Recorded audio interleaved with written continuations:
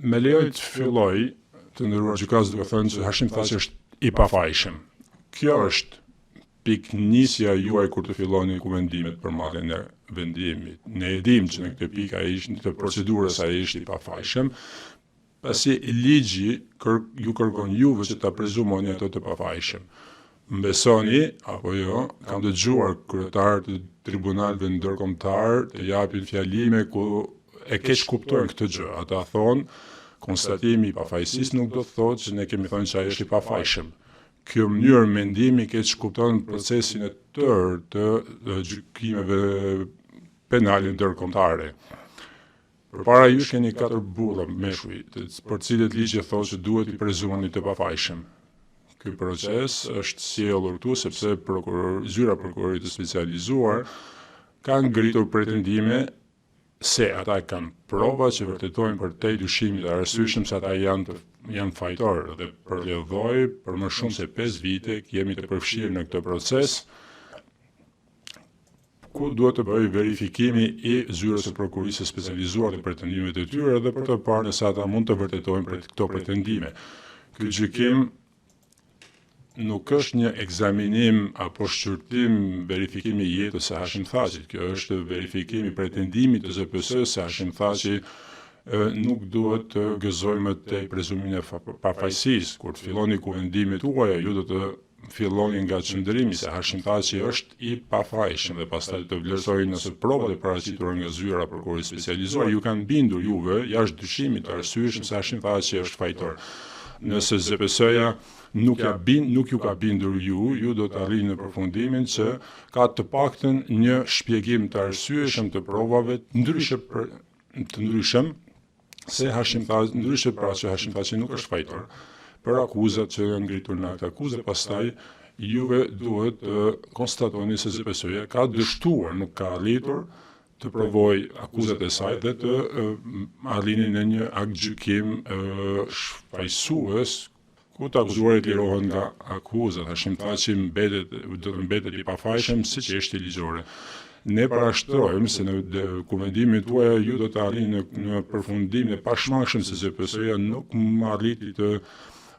plotësoj kriteret standardin e barrës së provës që i përket. Tërësia e provave vërteton një konsensus të dëshmitarëve ndërkombëtar, dëshmitar brenda UÇK-s dhe prova shkresore që vërtetojnë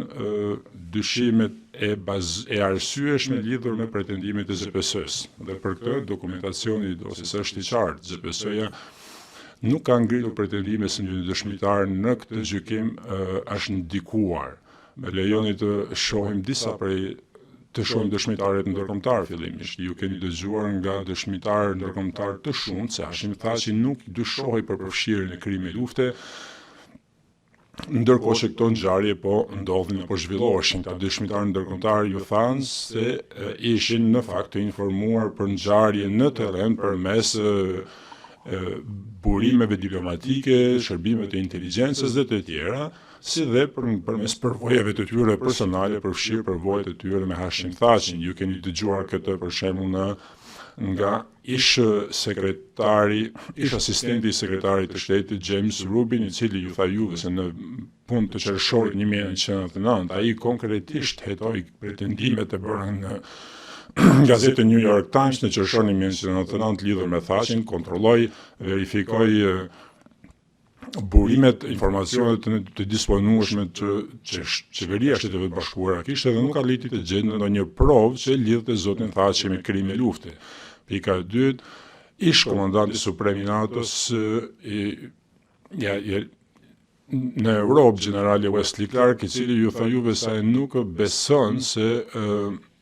do të ishte drejt që ti atribuoj